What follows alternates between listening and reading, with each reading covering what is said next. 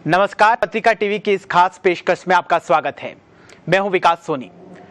अब आपको मोहम्मद साहब की जीवनी मारवाड़ी में भी पढ़ने को मिलेगी।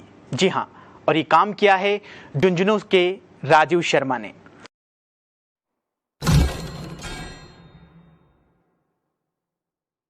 राजस्थान के झुंझुनू जिले में कोलसिया गांव में रहने वाले राजीव शर्मा ने पैगंबर हजरत मोहम्मद साहब की जीवनी मारवाड़ी में लिखी है, जिसका नाम है पैगंबर रो पैगाम।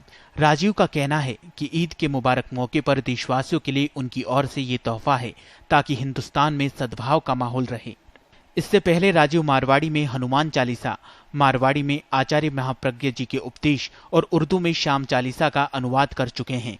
उन्होंने बताया कि पैगंबर हजरत मोहम्मद साहब की जीवनी को मारवाड़ी में लिखने के पीछे उनका ये मकसद था कि जो लोग उनके उपदेशों को उर्दू में नहीं समझ पाते, उनको अपनी भाषा में लिखकर सद्भाव का संदेश दिया जाए।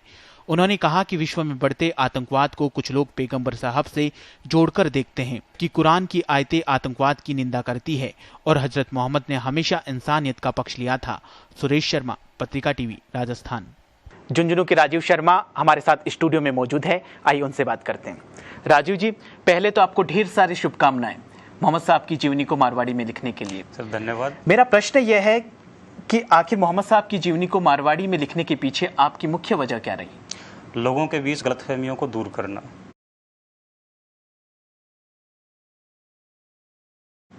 आज हम देखते हैं कि धर्म को लेकर लोगों में इतनी ज़्यादा गलतफहमियां हैं। लोग इसको असहिष्णुता का नाम देते हैं, मैं इसको गलतफहमी का नाम देता हूं। दरअसल हमारे दिलों के बीच जितनी ज़्यादा गलतफहमियां एक दूसरे को लेकर रहेंगी, हमारी भावनाएं उन लोगों एक दूसरे के प्रति उतनी ही खराब होंगी। गलतफहमियां किस तरह की? गलतफहमियां इस तरह की, जैसे हम पैगंबर मोहम्मद साहब को लेकर देखें। पैगंबर साहब के जो पैगाम है उसके बारे में लोगों का ये मानना है कि वे विदेशी थे। उनके जो उपदेश हैं वो सिर्फ अरब वालों के लिए हैं, जबकि अच्छाई के लिए न कोई सरहद होती है, न उसका कोई देश होता है, न उसका कोई खास मजहब होता है। वो पूरी इंसानियत के लिए होती है और पूरी दुनिया के लिए होती है।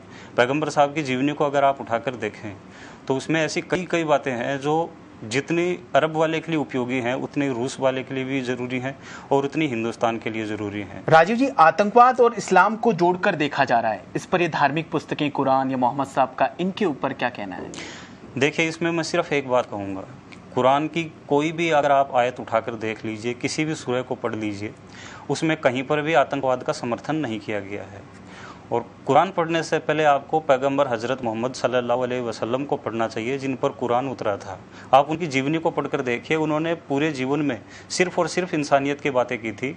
जो आदमी अपने दुश्मन को भी माफ़ करने का हौसला रखता है, वो आतंकवाद की बात कैसे कर सकता है? तो राजीव जी, इस पूरी मोहम्मद साहब की जीवनी को मारवाड़ी में लिखने में आपको कितना वक्त लगा? किताब को लिखने में मुझे 1 साल लगा और इसकी तैयारी के लिए मुझे कम से कम 10 साल लगे। 10 साल इस चीज़ को लेकर लगे कि कण भर लिखने के लिए आपको मन भर पढ़ना पड़ता है। जो भी चीज़ आप अगर लिखें तो पूरी जिम्मेदारी के साथ लिखें और उसमें कुछ गलतियां न रह जाएं। तो इसके लिए 10 साल तक मैंने सिर्फ और सिर्फ पढ़ाई की। जो विश्व के बड़े बड़े जो विद्वान हैं उनको पढ़ा और उनकी किताबें पढ़ने के बाद जैसा मैंने समझा उसको अपने नज़रिए से बयान किया है। तो 1 साल मुझे लिखने में लगे और 10 साल जो है इसकी तैयारी करने में लगे। और इस किताब को लिखने की प्रेरणा आपको किन से मिली? किताब को लिखने की प्रेरणा कई चीज़ों से मिली, लेकिन मैं खास तौर से कहूँगा कि पैगंबर साहब का जीवन जो है वही सबसे बड़ा प्रेरणा स्रोत है।